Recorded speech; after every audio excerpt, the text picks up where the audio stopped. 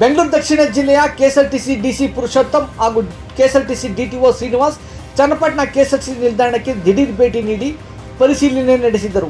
ನಿಲ್ದಾಣದಲ್ಲಿ ಹೆಣ್ಣು ಮಕ್ಕಳಿಗಾಗಿ ಅದರಲ್ಲೂ ಬಾಣಂತಿಯರು ವಿಶ್ರಾಂತಿ ಪಡೆಯಲು ಇರುವ ಕೊಠಡಿಯ ಅವ್ಯವಸ್ಥೆಯನ್ನು ಗಮನಿಸಿದ್ದ ಡಿಸಿ ಹಾಗೂ ಡಿಟಿಒ ಕೂಡಲೇ ಕೊಠಡಿಯಲ್ಲಿನ ಅವ್ಯವಸ್ಥೆಯನ್ನು ಸರಿಪಡಿಸಿ ಯೋಗ್ಯ ಕೊಠಡಿಯನ್ನು ಮಾಡಲು ಅಧಿಕಾರಿಗಳಿಗೆ ತಾಕೀತು ಮಾಡಿದರು.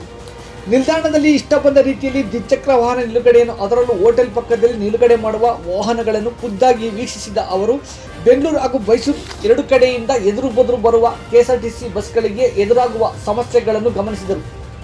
ನಿಲ್ದಾಣದಲ್ಲಿ ಪಾರ್ಕಿಂಗ್ ಪಡೆದಿರುವವರೇ ಪಾರ್ಕಿಂಗ್ ಇಲ್ಲದ ಸ್ಥಳದಲ್ಲಿ ಪಾರ್ಕಿಂಗ್ ಮಾಡುವುದರ ಸ್ಥಳವನ್ನು ಪಾರ್ಕಿಂಗ್ ಪಡೆಯುವಂತೆ ಪಾರ್ಕಿಂಗ್ ಟೆಂಡರ್ದಾರರಿಗೆ ಆದೇಶ ನೀಡಿದರು.